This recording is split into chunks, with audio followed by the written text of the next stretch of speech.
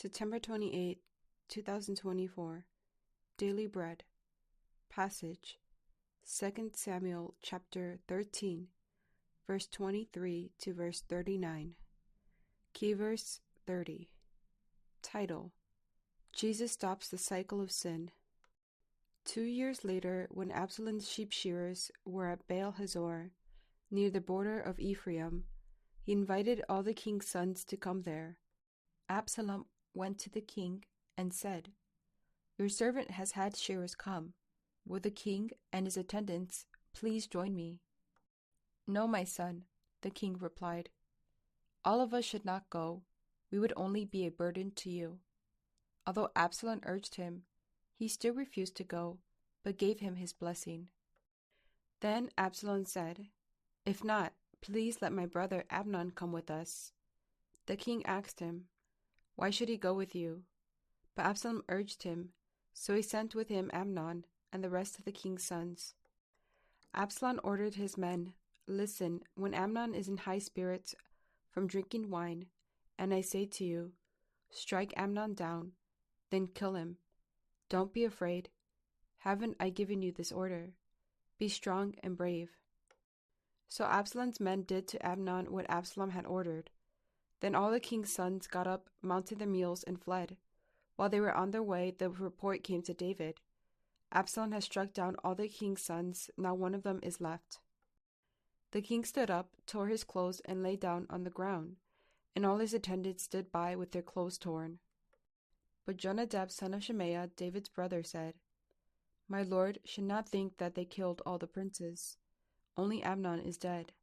This has been Absalom's expressed intention ever since the day Amnon raped his sister Tamar. My lord, the king, should not be concerned about the report that all the king's sons are dead. Only Amnon is dead." Meanwhile, Absalom had fled. Now the man standing watch looked up and saw many people on the road west of him. Coming down the side of the hill, the watchman went and told the king, "I see men in the direction of Horonaim on the side of the hill." Jonadab said to the king, "See, the king's sons have come. It has happened just as your servant said." As he finished speaking, the king's sons came in, wailing loudly. The king too, and all his attendants, wept very bitterly. Absalom fled and went to Tamar, son of Ammihud, the king of Geshur. But King David mourned many days for his son. After Absalom fled and went to Geshur, he stayed there 3 years. And King David longed to go to Absalom, for he was consoled concerning Amnon's death. Daily Bread Message. After Tamar was raped by Amnon, Absalom began to plot his revenge to kill Amnon. He planned a great feast and asked King David to send Amnon. Just as David had sent Tamar to Amnon, David sent Amnon to Absalom. Although David inquired of God in many great battles, he failed to inquire of God in everyday matters as well.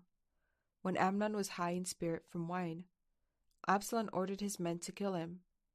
This news reached the king, and Absalom fled. David's sin with Bathsheba bore consequences.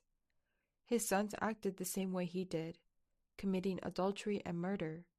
Once sin entered his life, it did not stay quietly in a corner. It grew until it also devoured his household.